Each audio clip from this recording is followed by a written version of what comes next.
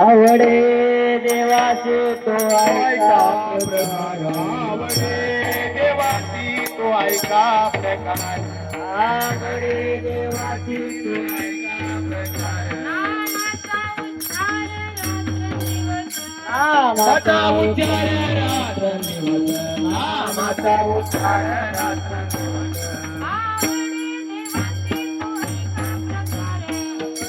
देवाची तो ऐका प्रकार, आवडे देवाची तो ऐका प्रकार, नामाचा उच्चार रात्रंदिवस, नामाचा उच्चार रात्रंदिवस, नामाचा उच्चार रात्रंदिवस. तुळशीमाळ गळा गोपीचंदन टिळा, तुळशीमाळ गळा गोपीचंदन टिळा, तुळशीमाळ गळा गोपीचंदन टिळा, तुळशीमाळ गळा गोपीचंदन टिळा. हृदय कळवळा हृदय कळवळा वैष्णवाचा, आषाढी कार्तिकी पंढरी पंढरी देवा आषाढी कार्तिकी पंढरीची वारी आषाढे कार्तिके पंढरी देवा साधन निर्धारी अन्य नाही साधन निर्धारी आनंद साधन निर्धारी आनंद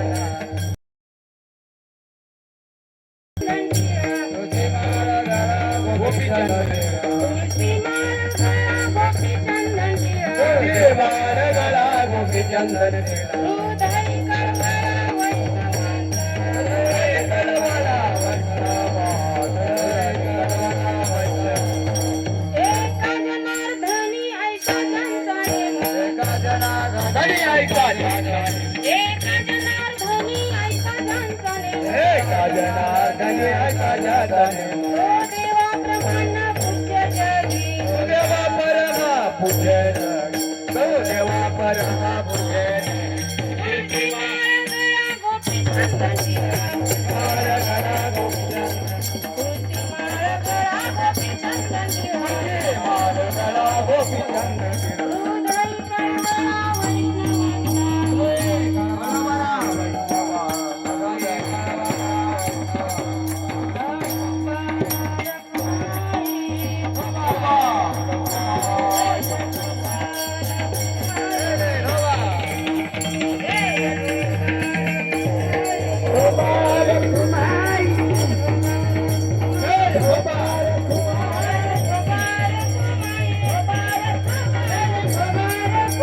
हृदय करवळा वैष्णवांचा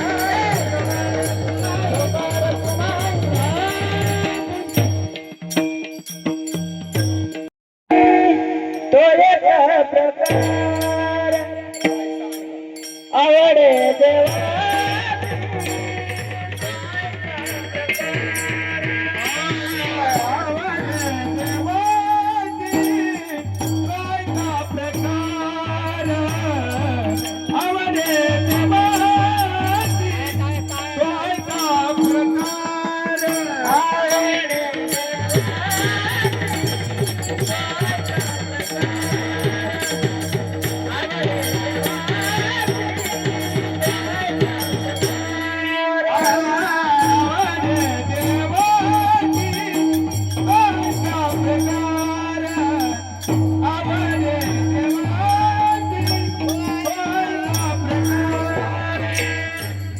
नामाचा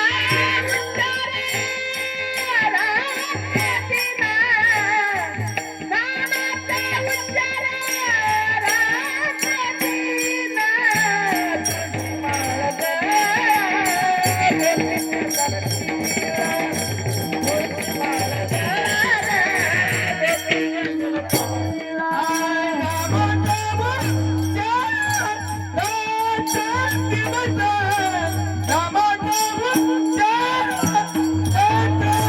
रामकृष्ण तुझी माळ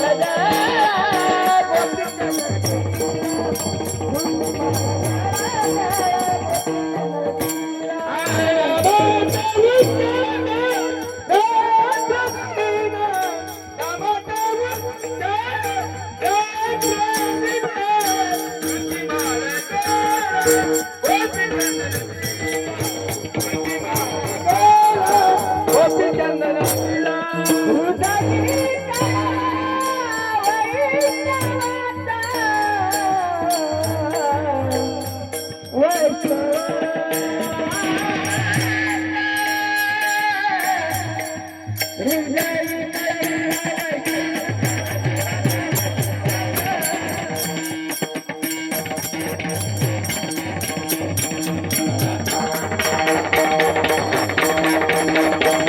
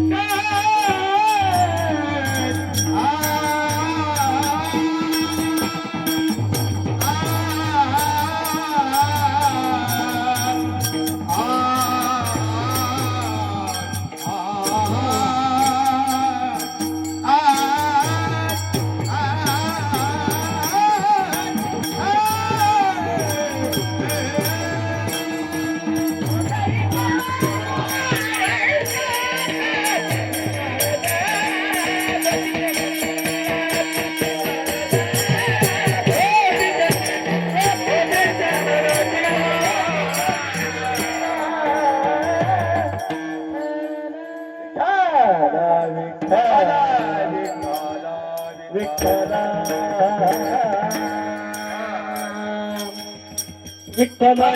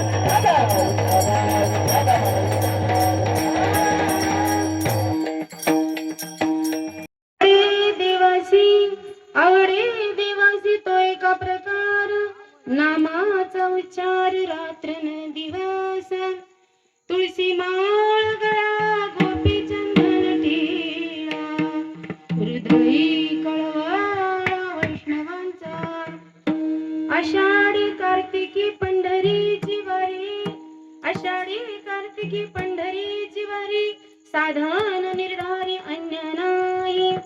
तुळशी माळ गळा गोपी चंदन टिळा, हृदयी कळवळ वैष्णवांचा. पांडुरंगा करू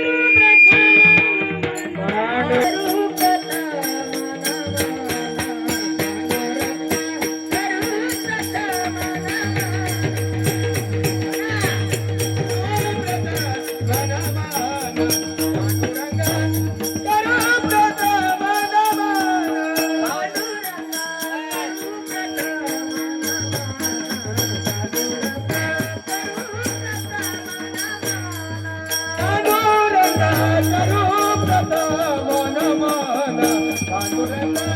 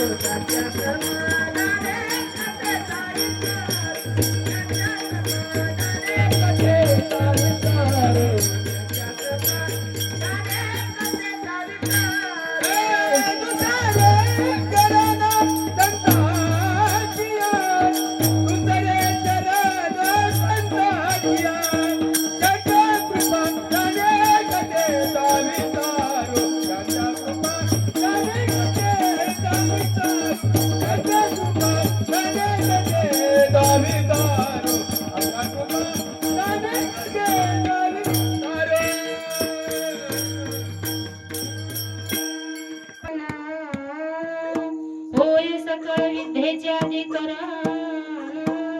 तेचे वंदू श्री चरण श्री गुरूंचे, ते नमस्कार मी आता. नमो सद्गुरु तुके अज्ञान दीपा, नमो सद्गुरु सच्चिदानंद रूपा, नमो सद्गुरु भक्त कल्याण मूर्ती, नमो सद्गुरु भास्कर पूर्ण कीर्ती. ओम नमो ज्ञानेश्वर.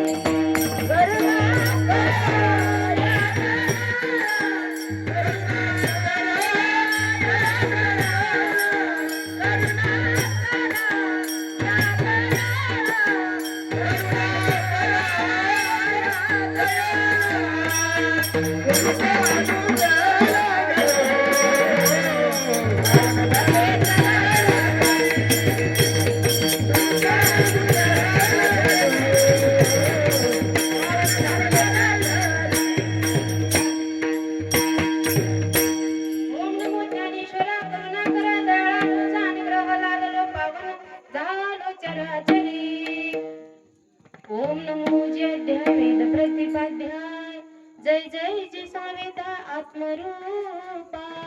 देवा तोची गणेश सकल मती प्रकाश, मने निवृत्ती दास अवधारी जोजी. प्रस्तुत दिवास, तुळसी माळ गळा गोपी चंदन टिळा, हृदय कळवळा वैष्णवांचा. अभंग कुणाचा आहे? एकनाथ महाराजांचा अभंग आहे. शांती ब्राह्मण पैठण निवासी एकनाथ महाराजांचा, यांचा 4 चरणांचा अभंग आज आपण या ठिकाणी सेवेकरिता निवडलेला आहे. आमच्या एकनाथ महाराजांचा शांती ब्राह्मण पैठण निवासी एकनाथ महाराजांचा आपण जर विचार केला तर एकनाथ महाराज इतके शांत होते की त्यांना रागच येत नव्हता, अजिबात राग येत नव्हता. कामाची नाही येते क्रोध कैसा, त्यांना राग अजिबात येत नव्हता. पण हे गावकरी मंडळीनं पाहत नव्हतं. गावकरी मंडळीने ठरवलं की आपण नाताला राग आणून दाखवायचाच.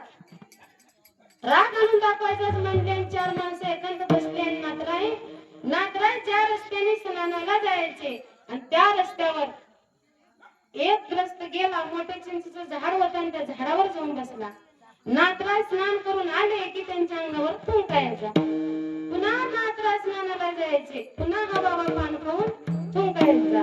पुन्हा हा बाबा नातराय स्नान करून आले की पुन्हा हा बाबा थुंकायचा. किती वेळेस थुंकायचा? 108 वेळेस त्यांच्या अंगावरती थुकला. पण नातरायाने अशी वरती सुद्धा का डोकं करून पाहिली नाही कोण थुकलं म्हणून. आपलं जर आपण विचार केलो एखाद्याची ठेस लागली तरी बाबा आपल्याला किती राग येतं. बाप असला तरी त्यांनी 4 शिया करतो, झालंच तर 4 आपण अरे म्हटलं की कार्य म्हणतो. आपली इतकीपर्यंत मर्यादा असते. पण माझ्या नातराने वरती सुद्धा का बघितले नाही माझ्यावर कोण थुकलं म्हणून. तो ग्रस्त चकित झाला आणि नातरांच्या चरणावर साष्टांग दंडवत घातला. महाराज क्षमा करा, मी ओळखू शकलो नाही. आणि योग निघून गेला. दुसरा दिवस निघून गेला. एक माणूस म्हणायला लागला एका ब्राह्मणाला, नातरांना मी राग आणून दाखवतो, मी राग दाखवून आणतो, त्यांना रागाला आणतो आणि तुम्हाला दाखवतो त्याला रागला बसता येत नाही. आणि तो ग्रस्त नातरांच्या घरला गेला नातांना राग आणून दाखवण्यासाठी. अशोक महाराज आणि नातराय अंघोळ करून ज्या देवाला पाटावर बसवायचे बाबा आणि त्या पाटावर हा ग्रस्त गेला आणि धड जाऊन नातराय ज्या देवाला अंघोळ करून बसवायचे आणि त्या पाटावर जाऊन बसला. असा कसा बसला का? बूट घालून बसला, चप्पल सुद्धा काढली नाही ते बाहेर, तरी नातराला राग आला नाही. काय आला नाही? तर त्यांना शांतता फार प्रिय होती. नातराय म्हणतात, अगं गिरजा, आपल्या बायकोला सांगतात, अगं गिरजा, मोठ्याचं लेकरू आपल्या घरी आले, चांगला स्वयंपाक कर. आणि गिरजा मातेने सुंदर असा स्वयंपाक केला. आणि तो ग्रस्त म्हणायला लागला, आपण पाहुणेचार करायला का, जेवण करायला का, आपण ज्या कामासाठी आलो नाताला राग आणून दाखवायचा आहे. आणि तो ग्रस्त काय केला, नातरांची पत्नी जेवण आणण्यासाठी खाली वाकली आणि तो माणूस ग्रस्त काय केला, नातांच्या पत्नीच्या पाठीवर जाऊन बसला. आता मला सांगा, आताच्या कलीला जर महाराज तुमच्या घरी येऊन या घरी असं जर वागला तर कसं होईल? नातराय परत म्हणतात, अगं गिरजा, मोठ्यांचं लेकरू आहे ते कळीला आलंय, पडल, त्याला नीट सांभाळ. गिरजा माता म्हणायला लागल्या, अजिबात पडू देत नाही. ह्या पाठीला 4 लेकरं वागवायची सवय लागली, हा तरी काही एकटाच आहे. तो ग्रस्त चकित झाला. नातांच्याने गिरजा मातेच्या चरणावर साष्टांग दंडवत घातला आणि चुकलो असे क्षमा मागितला. आणि नातराने परत प्रसाद देऊन त्याला मुक्तता केली. कारण नाताला इतकी शांती प्रिय होती की त्यांना रागच येत नव्हता. वृक्षांचे ते पान हले ज्यांची सत्ता, अशा तो राही अनंत मग कोटे, असा तो ब्रह्मांडाचा धनी माझ्या नाताच्या घरी 36 वर्ष चाकरी केली. तुम्ही म्हणसाल काय काय केले? 12 वर्ष धुणं धुतले, 12 वर्ष कावडीने पाणी भरले आणि नातरायांच्या कीर्तनामध्ये प्रमाण द्यायचे काम देव करायचे. इतका मोठा माझ्या नातांचा अधिकार आणि भगवान परमात्मा त्यांच्या घरी राबायचे. महाराज इतकी शांतता त्यांना प्रिय होती. म्हणून या कलीमध्ये शांततेला फार महत्व आहे आणि संतांना शरण जाणं फार महत्व आहे.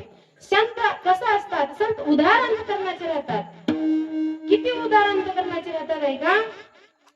कानू पाठक नावाचा एक संत होऊन गेले मागे तुकोबारांच्या काळाला. आणि तो कानू पाठक संत माऊलींच्या ज्ञानोबाराच्या समाधी संजीवनाचा असा सुंदर कीर्तन केला, असा काही चमत्कार केला. काशीचे विद्वान पंडित त्यांचे चमत्कार ऐकले आणि तिथून भेटण्यासाठी तो काशीच्या कानू पाठक संतांच्या गावी आले. आणि कानू पाठक संताला म्हणायला लागले, कानू पाठक संत इथं असतात का? आणि तो म्हणायला लागले, मीच आहे. आणि कानू पाठक संतांनी लेकरं खेळत बसला होता बाबा.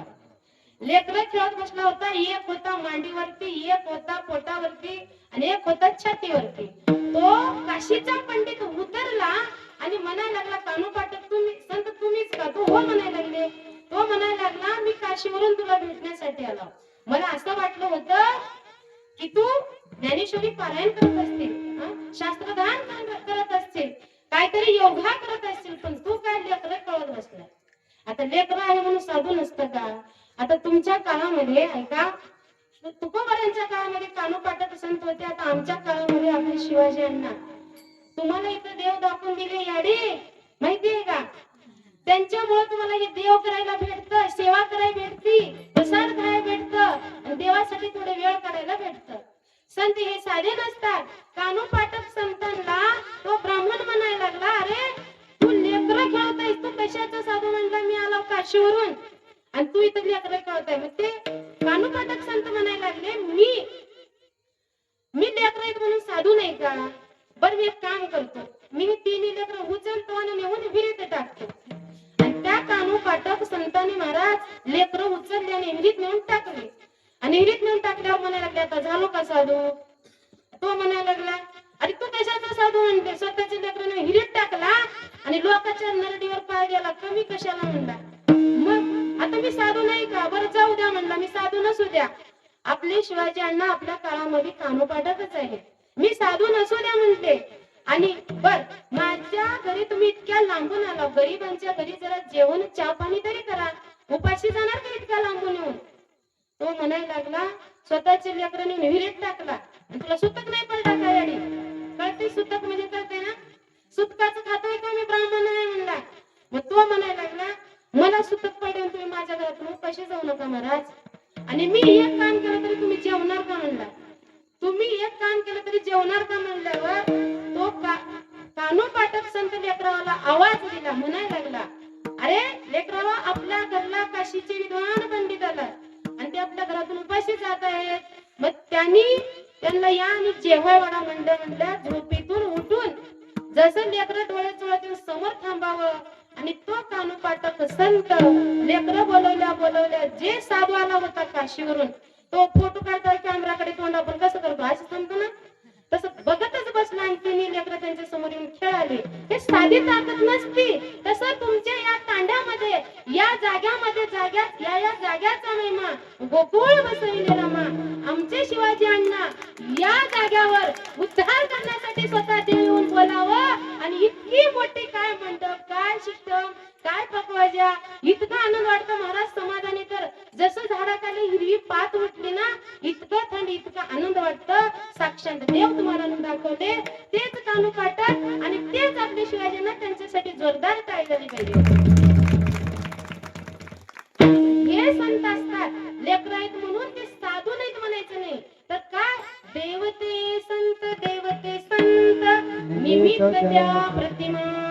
या कलियुगामध्ये जिथं आईला लेकरू ओळखता आलं नाही, तिथे समाजाला साधू कसं ओळखता येईल? तुम्हाला एक सिद्धांत सांगते पटवून, म्हणजे लक्षात येईल. ऐका, श्रीकृष्ण भगवंतांनी इतक्या खोड्या करू लागले महाराज, इतक्या खोड्या करू लागले. एक अशी म्हातारी आपल्या समोर बसली आजीबाई, ती म्हणायला लागली, अगं यशोदे, तुझा लेकरू इतकं खोड्या करताय, जर तुला खोड्या करू नये असं वाटत असेल तर संकट चतुर्थीचा व्रत धारण कर म्हणले. यशोदा माता म्हणायला लागली, ठीक आहे म्हणली. गणपती बाप्पाला नवस केली महाराज, गणपती बाप्पाला नवस केली. म्हणायला लागली, हे गणपती बाप्पा, माझा कृष्ण खोड्या करू नये, 1000 लाडू, 1000 मोदक चढते म्हणली. याडी माझं बोलणं समजतंय ना? बाटी खायचं ना? अशी म्हणल्यावर मी इकडं कुणाला कळलं? श्रीकृष्ण भगवंताला कळलं. श्रीकृष्ण भगवान मनात म्हणतात, जर मी आता खोड्या करायला चालू केलो तर गणपती बाप्पाची चव जाईल. गणपती बाप्पाला कोणी विश्वास ठेवणार नाही, देवावर कोणी विश्वास ठेवणार नाही. म्हणते कृष्ण भगवंतानी 1 महिना खोड्या बंद केले महाराज. आणि यशोदा माताला खात्री पटली गणपती बाप्पाची. माझ्या नवसाला गणपती बाप्पा पावला. 1 महिने देव्या खोड्या नाही केले, पण प्रचिती त्याने यशोदाला खरं वाटलं. आणि 1 महिना कृष्ण भगवंताने खोड्या न केल्यामुळे यशोदा माता रात्रभर जागी आहे आणि 1000 लाडू, 1000 मोदक केले. आणि सकाळी सकाळी उठून देव घरात, महाराज पूजेकारी महाराज असं टोपलं घेऊन देवाकडे जात होती. यशोदा माता. आणि श्रीकृष्ण भगवानाच्या बोटाला धरून जात होते. आणि कृष्ण भगवान म्हणायला लागले, अगं आई, यातलं एक लाडू आणि एक मोदक मला दे ना. असेच म्हणतात ना लेकरं. तेव्हा यशोदा माता म्हणायला लागली, अरे कृष्णा, अरे बाळा, देवाला निवड दाखवल्याशिवाय घरातल्या लेकरांनी आणि हे उष्ट करायचं नसतं बाळा म्हणले. तेव्हा देव म्हणतात, अगं आई, सगळ्या देवाचा भाग मी आहे, तुला कळे ना, त्याला काय करू मनात म्हणतात. आणि यशोदा माता लाडू व मोदक घेऊन देवघरात गेल्या आणि तिथं नेऊन ठेवल्या. आणि काही पदार्थ आणण्याचे विसरले महाराज. काही धूप आणण्याची विसरली, अगरबत्ती आणण्याची विसरली. आणि यशोदा म्हणते, अरे कृष्णा, अरे धूप आणि अगरबत्ती आणली नाही मी, आणि मी असं जाते आणि धूप अगरबत्ती घेऊन येते. काय बाळा, इकडे लक्ष ठेव म्हणली. मांजर येईल आणि लाडू व मोदक खाऊन जाईल. ते कृष्ण भगवान म्हणायला लागले, अगं बाई, मी चांगल्या चांगल्या मांजरींची वाट लावलं म्हणले बाबा. पुतण्यासारख्या राक्षसींची मी वाट लावला, हिरण्य कश्यप सारख्यांची मी वाट लावला. आता मांजरीचं काय घेऊन बसलाय माझी आई, देव मनात म्हणतात. यशोदा माता धूप व अगरबत्ती आणण्यासाठी बाहेर गेली. आणि गणपती बाप्पाला श्रीकृष्ण भगवान बोलतात महाराज. काय म्हणतात, काय काय गणपती बाप्पा, लाडू आणि मोदक तुम्ही खाता का मी खाऊ. तेव्हा ते गणपती बाप्पा म्हणायला लागले, हे बघा देवा, मी तुमच्या आईला हा कुटाणा करायला सांगितलं नव्हता. लाडू व मोदक तुम्हीच खावा, पण मला त्रास देऊ नका. आणि श्रीकृष्ण भगवंताने लाडू व मोदक सगळेच खाऊन टाकले, एक तरी गणपती बाप्पाला ठेवावं. यशोदा माता धूप व अगरबत्ती आणण्यासाठी गेली ना, आणि ती धूप व अगरबत्ती घेऊन आली. त्यामध्ये थोर हातासे भूषण, त्यामध्ये थोर हातासे भूषण, त्यामध्ये थोर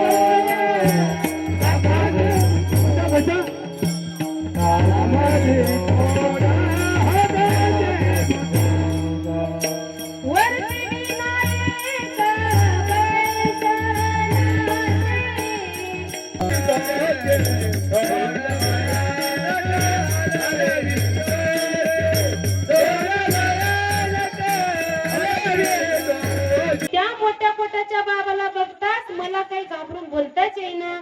यशोदा माता म्हणते, जाऊ दे म्हणते, साक्षात गणपती बाप्पा आपल्या घरी आले आणि जेवण करून गेले कृष्णा. पण ऐक, आपण आरती केल्याशिवाय देवाच्या वर्तनचे स्वागत पूर्णता होत नाही. आणि मी असं जाते आणि गुळ व खोबऱ्याचा नैवेद्य दाखवून तरी आरती करावं म्हणून यशोदा माता पुन्हा बाहेर गेले महाराज.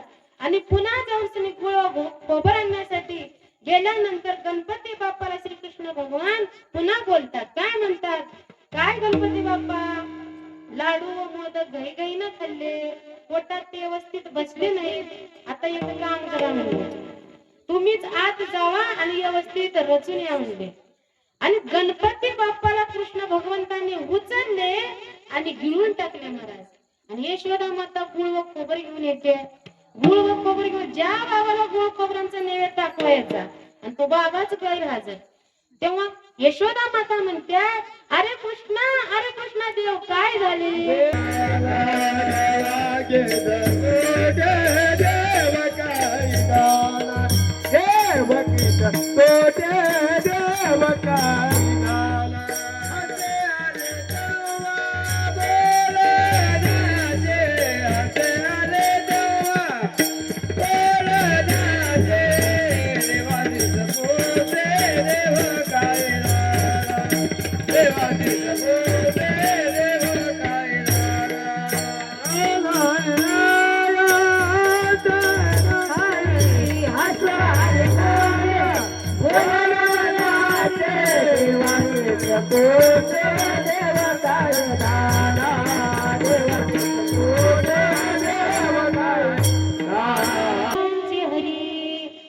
तिथे आईला लेकरू ओळखता आलं नाही, मग या समाजाला साधू कसं ओळखता येईल. एकदा काय झालं ऐका, श्रीकृष्ण भगवंताला शोधण्यासाठी नारद महर्षी गोकुळात गेले, तेथेही देव नव्हते. नंतर वृंदावनामध्ये गेले, तेथेही देव नव्हते. द्वारकेला गेले, तिथेही देव नव्हते. मग एका ठिकाणी नारद महर्षी शांत बसले आणि देवांचं नामस्मरण करत बसले. बसल्यानंतर देव प्रसन्न झाले, प्रकट झाले आणि म्हणायला लागले, देवाला नारद महर्षी म्हणायला लागले,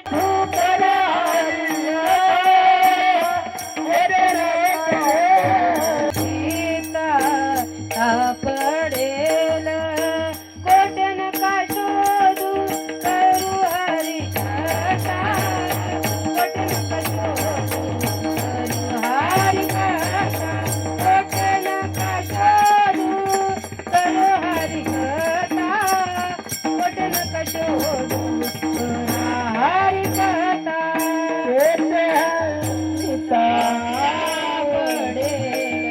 येथे आरती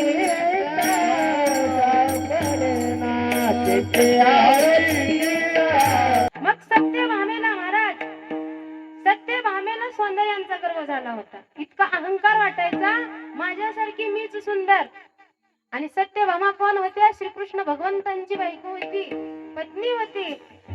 मग देवांना अभिमान आणि अहंकार आवडत नाही. देव नारद महर्षीला सांगतात, माझं जे नाव घेतात, जे माझे चिंतन करतात, माझं जे गुणगान करतात, मी तिथं असतो. आणि गर्व आणि अहंकार जर झालं तर मला ते आवडत नाही. मला सत्यभामेचा गर्व नाहीसा करायचा आहे, असे नारद महर्षीला देव सांगतात. तेव्हा देवाला नारद महर्षी म्हणतात. असल्या कामात नारद महर्षी कसे आहेत? कळीचा नारद मुनी. तसल्या कामात आधीच पट आहेत. त्यांनी म्हणायला लागले, सर्व काही मी व्यवस्थित करतो देवा. आणि नारद महर्षी सत्यभामेकडे निघाले.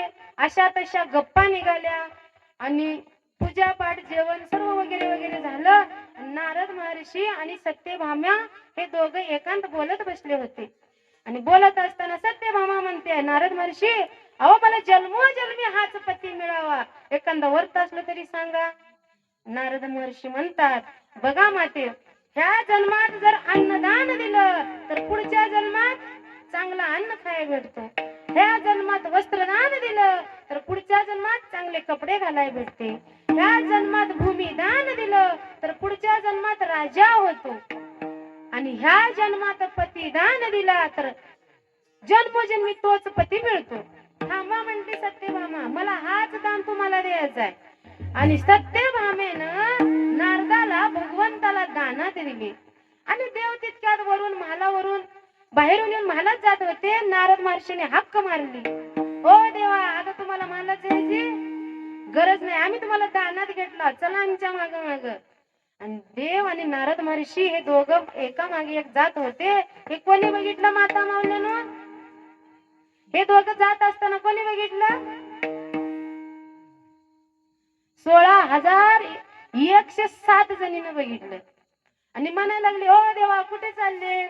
आता मी म्हणले, तुमच्याकडचं नाही राहिलो मी, मला नारद महर्षी दानामध्ये घेतले, मी त्यांच्या मागे मागे चाललो आता. मग तुम्हाला कोणी दान दिलं? सत्यभामेनं. सत्यभामेला मग ते धावतच सुटल्या. कोण कोण? 107 जणी धावत सुटल्या. अशा तशा सुटल्या नाही महिला मंडळ, बांगड्यावर गेल्या. म्हणल्या, तुझा एकटीचा नवरा लागून गेला की काय? आमचाही नवरा आहे. आणि सत्यभामा तर घाबरल्या महाराज. सत्यभामा म्हणते, नारद महर्षी, माझं चुकलं, माझं दान मला परत द्या. नारद महर्षी म्हणतात, हे बघा माता, दान तुम्ही मला दिले आणि दिला दान परत घेतले ना, काय होतं? काय होतं? काहीतरी बोला. दान जर तुम्ही कुणाला दिले परत घेतलं तर समाधान वाटतं का? पाप लागतंय म्हणते नारद महर्षी, पाप लागतंय. मग काहीतरी मला काहीतरी उपयोग सांगा त्याचा. नारद महर्षी म्हणतात, देवा इतकं सुवर्ण जर मला दिले की तुमचा नवरा तुम्हाला परत करतो, देव तुमचा तुम्हाला परत करतो. एवढंच ना म्हटलं. सत्यभामेचा गर्व अजूनही गेला नव्हता. आणि 107 जणीचं सुवर्ण तिने जमा केली महाराज. आता सुवर्ण आणि 2 तराजू केली. एका तराजू मध्ये देवाला बसवले, एका तराजू मध्ये सर्व सुवर्ण ठेवले. देव काही तोले ना, देव काय भक्तीचा भुकेलाय, भावाचा भुकेलाय. देव काही तोले ना, बक्कळ सोनं या मंडपाच्या वर गेलं महाराज. देव काही तोले ना. सत्यभामा घाबरली, आता काय करावं? देव काही तोले ना आणि बाया तरी उभं बसत नाही. मग तिला सुचलं. आणि एक राहिली होती, कोण? रुक्मिणी माता. आणि रुक्मिणी माता इतकी शांत होती, इतकी शांत होती, नामस्मरण करत तुळशी बागेमध्ये बसली होती. कोणचं नामस्मरण चालू होतं? सर्वांनी म्हणायचं बरं माझ्या पाठीमागं. श्री कृष्ण गोविंद हरे मुरारी हे नाथ नारायण वासुदेवा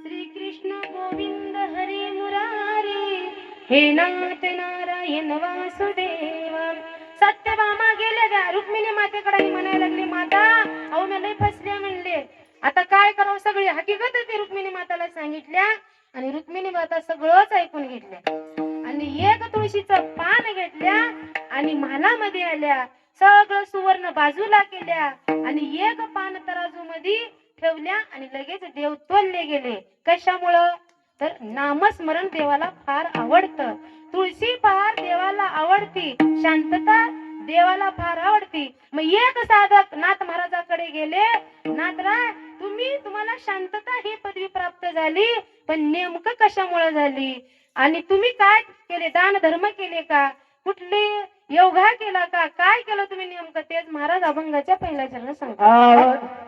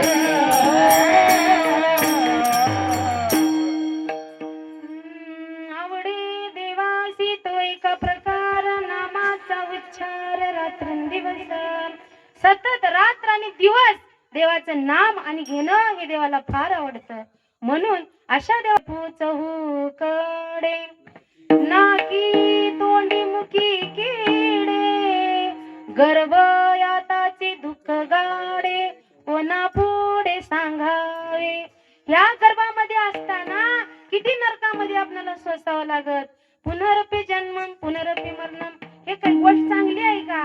हे गोष्ट चांगली नाही. म्हणून आताच विचार करा. असे कोण सांगतात? तुकोबाराय सांगतात.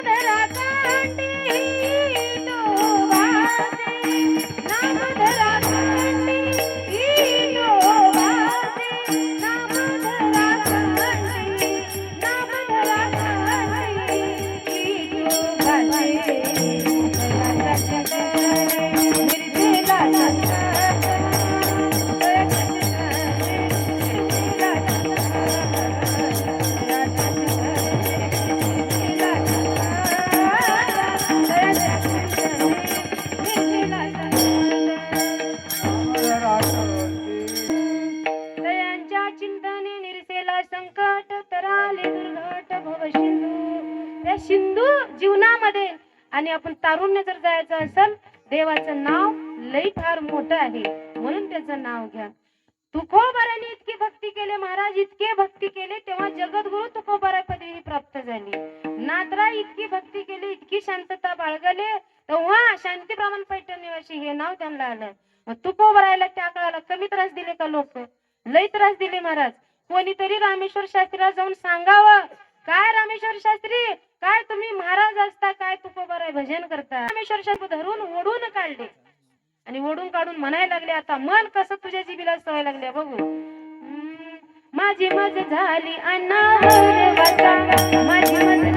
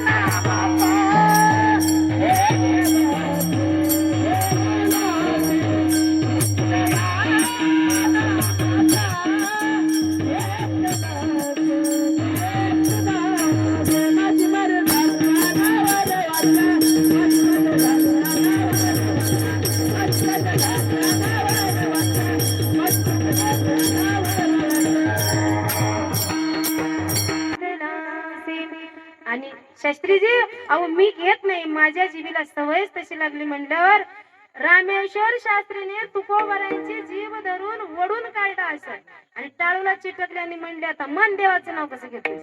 कशी तुझ्या अन्नावाचं झाले? तेव्हा रोमा रोमातून आवाज यायला लागलं. काय आवाज यायला लागलं?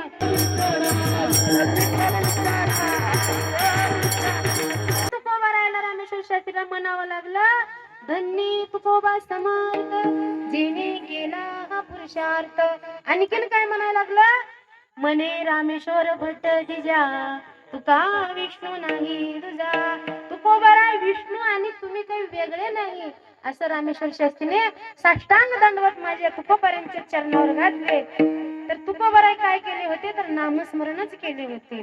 माझ्या शबरी मातेनं इतकं नामस्मरण केलं, लहानाची मोठी झाली. कुठं? तर मातंग ऋषीच्या आश्रमामध्ये. लहान असताना मातंग ऋषीच्या आश्रमामध्ये राहायचे. आणि एक दिवस मातंग ऋषी शबरी मातेला म्हणतात, अगं शबरी, मी आता खूप लांबच्या प्रवेशाला जाणार आहे. तेव्हा शबरी माता सांगते, देवा गुरुदेवा तुम्ही गेल्यानंतर मी काय करू? तेव्हा मातंग ऋषी म्हणतात, अगं शबरी, मी गेल्यानंतर या आश्रमामध्ये जसं तुमच्या मुक्तेश्वर मध्ये माझे नारायण वाट बघत बसले शिवाजी अण्णाची, तसं शबरी मातेच्या आश्रमामध्ये शबरी माता वाट बघत बसली होती. आणि या आश्रमामध्ये एक दिवस प्रभू रामचंद्र येणार आहेत असं गुरुनी सांगितलं होतं. सकाळी शबरी माता उठायची, चांगली फुले आणायची, फुलाबागेत जायची, फुले आणायची, फळाबागेत जायची, फळं घेऊन यायची. आणि या वाटेनं प्रभू रामचंद्र येणार आहेत म्हणून सनी केसानं रस्ता झाडायची.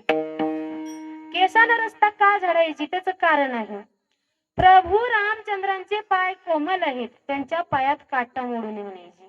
आणि एक दिवस प्रभू रामचंद्र लखनजीला म्हणतात, लखनजी आज आपल्या मातेला भेटाय जायचं आहे. तेव्हा लखनजी म्हणतात, सुमित्रा मातेला, कैकेयी मातेला, आपल्या या तिन्ही माताला भेटायला जायचं आहे का? तेव्हा लखनजीला प्रभू रामचंद्र म्हणतात, हे माता, आपली किती वर्ष वाट बघितली? 3 माताने 14 वर्ष वाट बघितली. अजून एक माता आपली आहे, ती किती वर्ष वाट बघितली? तर 82,000 वर्ष आमची तपस्या केली, आमची वाट बघितली, आणि तिला आपल्याला भेटाय जायचं आहे. तेव्हा लखनजी आणि प्रभू रामचंद्र शबरीच्या आश्रमामध्ये आले. शबरी माता दोन्ही डोळे बंद करून नामस्मरण करत होत्या आणि वाट बघत होत्या. काय म्हणून वाट बघत होत्या? जब मेरे राम का वन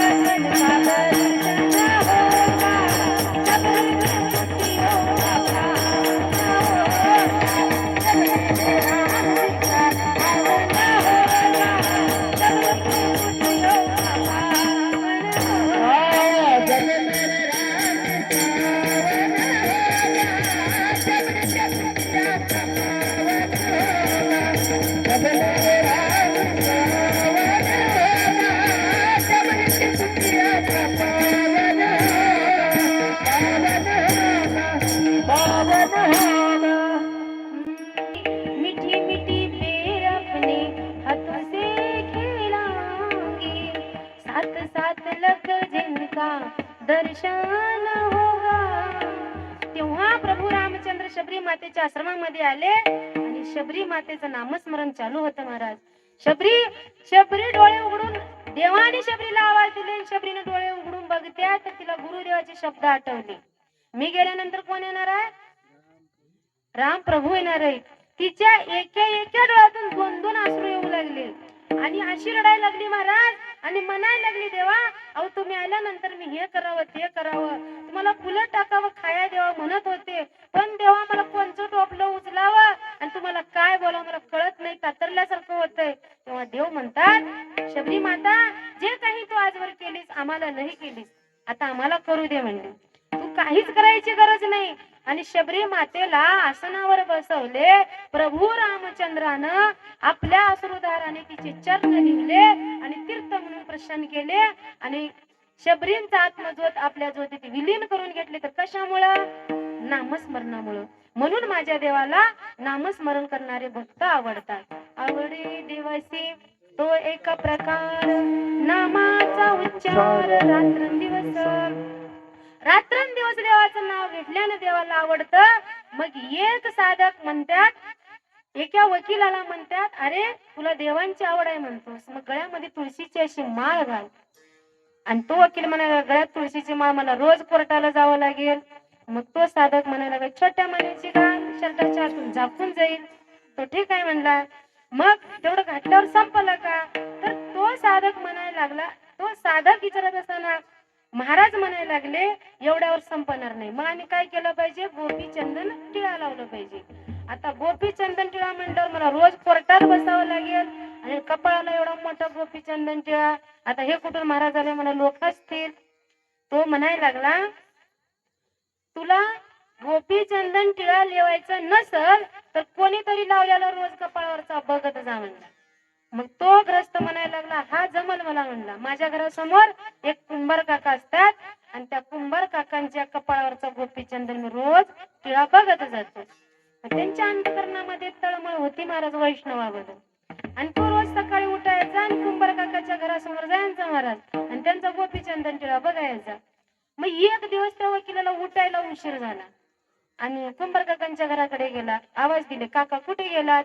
घरच्यांनी सांगितले ते आत्ताच माती आणण्यासाठी शेताला गेला. आणि हा तसाच ढेकळ तुडवत तुडवत गेला आणि त्या कुंभार काकाला माती उकरत असताना काय सापडलं होतं? सोन्याचा हंडा पाहिला. आणि हा म्हणतो निम्मा देतो. कशामुळं? अंतकरणामध्ये त्यांना वैष्णवाबद्दल तळमळ होत. मग तळमळ असल्यावर देव आपोआप भेटतात आणि आपोआप देतात. अंतकरणामध्ये जिवाळा पाहिजे. तेच महाराज अभंगाच्या तुझे बाळगा गोपीचंदन तुळशी बाळगा गोपीचंदन तुळशी बाळगा गोपीचंदन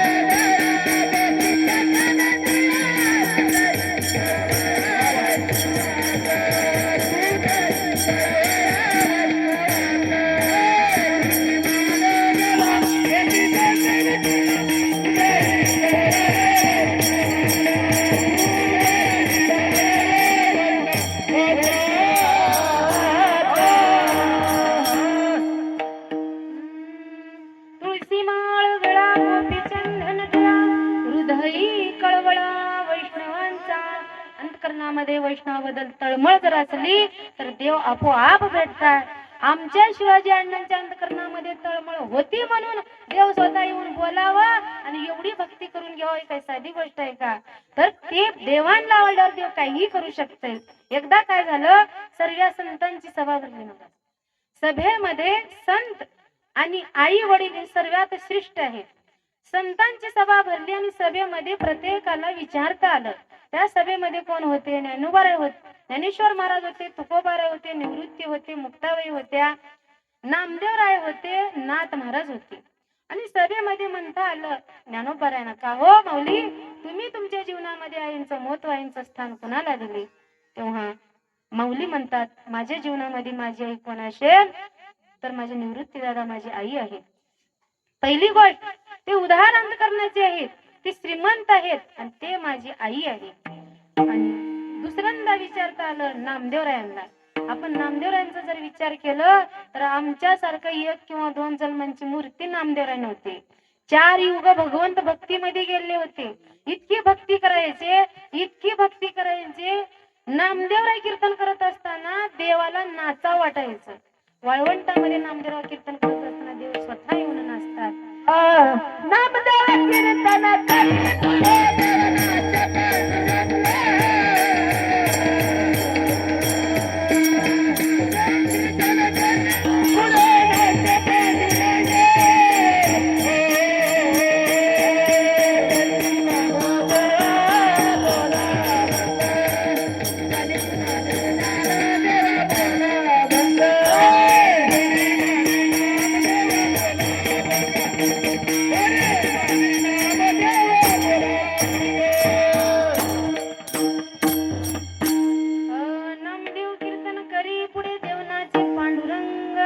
जनी म्हणे ज्ञानदेवा बोला भंग नाचता नाचता देवाचे गळाले पितांबर सावध होई देवा ऐसे बोले तो कबीर देवाला कबीरदासाने सावध केले म्हणून संताला महत्व आहे. कबीरदासाने सावध केल्यावर देवाला याद आली आपलं धोतर सुटले म्हणून. तेव्हा नामदेवराला विचारता आलं म्हणून नामदेवराय म्हणतात माझी आई कोण असेल तर माझे ज्ञानोबा आहे माझी आई. ज्ञानराज माझी योग्याची माऊली जिने निमंगवली प्रगट केली. त्यांनी जे प्रगट केले आणि ते माझी आई आहेत. जनाबाई ज्ञानोबारायांनाच आई म्हणतात. मग नाथरायांना विचारता आलं नाथराय का हो तुम्ही तुमच्या जीवनामध्ये आईंचं महत्व आईंचं स्थान कुणाला दिले. तेव्हा नाथ महाराज म्हणतात माझ्या जीवनामध्ये आपण नाथरायांचा विचार केला तर भानुदासाची आकुळी महाविष्णूचा अवतार असा इतका नाथरायांचा अधिकार असता नाथराय माझ्या ज्ञानोबारायांना आई म्हणतात. कारण माऊली ही ज्ञानोबाराय ही जगाची आई आहे आणि त्या आईला शरण गेलं संतांना शरण गेलं की सगळं काही भेटतं. आणि त्यांनी म्हणतात माझी आई कोण असेल तर ज्ञानोबाराय माझी आई आहेत. ज्ञानाबाई माझी अनाथाची ज्ञानाबाई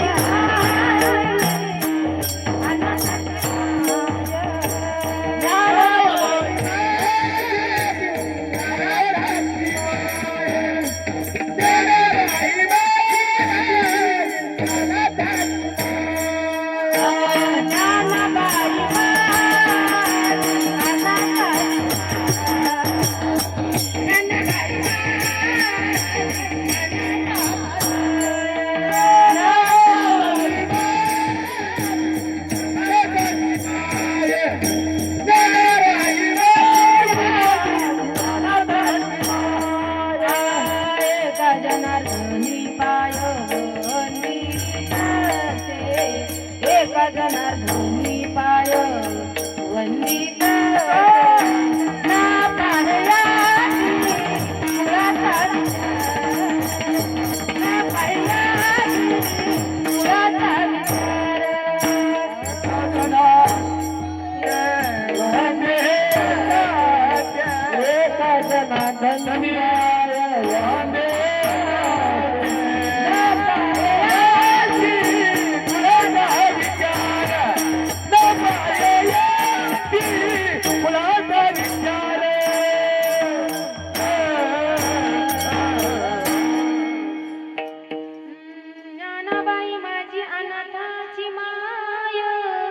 एका जनार्दनी पाय वंदित सेवे. ज्या संतांनी फोडिले भांडार धन्याचा तो माल असे ज्ञानोबारायला माझे नाथराय आई म्हणतात. म्हणून संताला आधी शरण गेलं की मग देव आपोआप भेटत. का भेटत तर ऐका पहिले संतांना भेटल्यावर देव का भेटत. एकदा काय झालं भगवान पहिले हे वारी कोण केलं असेल तर भगवान शंकरांनी केलं. वारीची सुरुवात कुणापासून सुरू झाली तर भगवान शंकरापासून. एकदा भगवान शंकराने काय केले सकाळी उठले आणि आवरा सावरा करायला लागले बाबा. तेव्हा पार्वती साहेबांनी म्हणायला लागले अहो देवा काय गडबड करताय कुठे निघाले.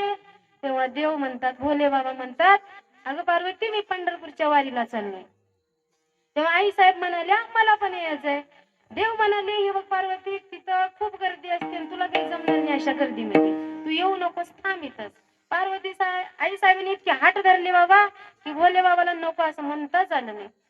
भोले बाबा म्हणले ठीक आहे म्हणले. पार्वती माता आणि भोले शंकर वारीला येत असताना आतून आवाज आला.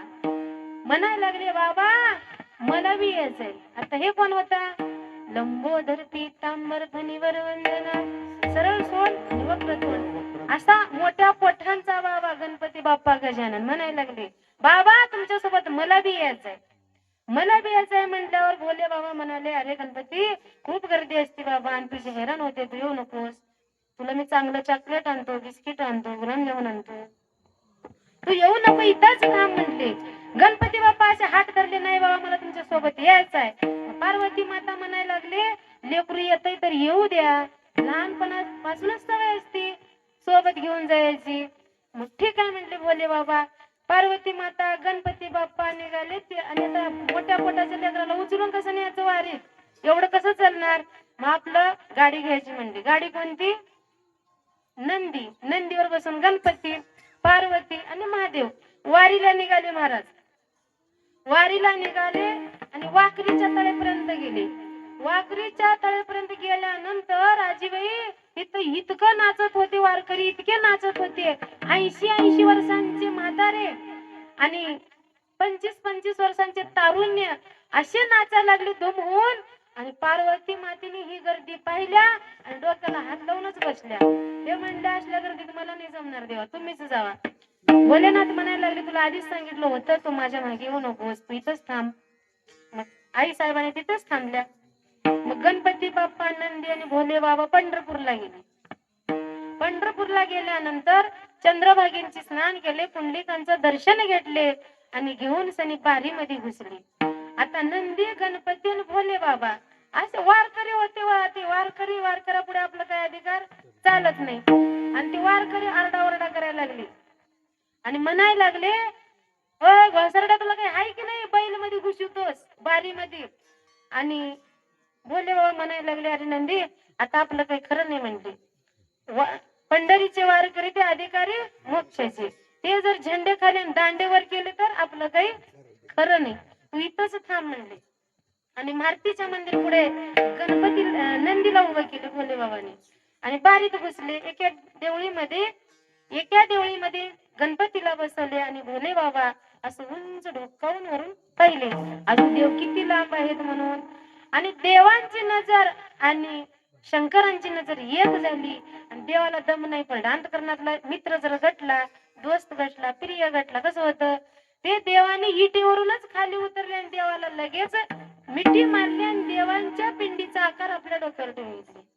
आज उभी पांडुरंग परमात्म्यांच्या टोपीवर पिंडीचा आकार आहे. आणि ही वारी कोण केली असेल तर भगवान शंकरांनी केली. म्हणून महाराज अभंगाचे तिसऱ्या चरणात पंढरीची वारी आचारी पंढरीची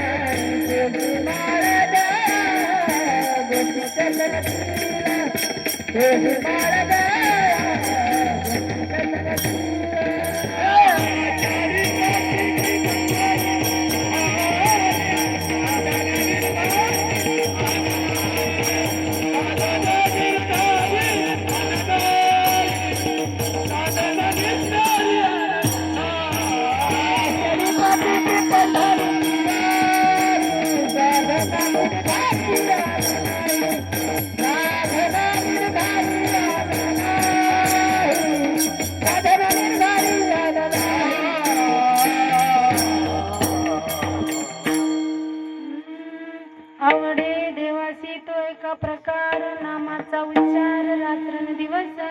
तुळशी माळ गळा गोपी चंदन टिळा हृदयी कळवळा वैष्णवांचा. आषाढी कार्तिकी पंढरीची वारी साधा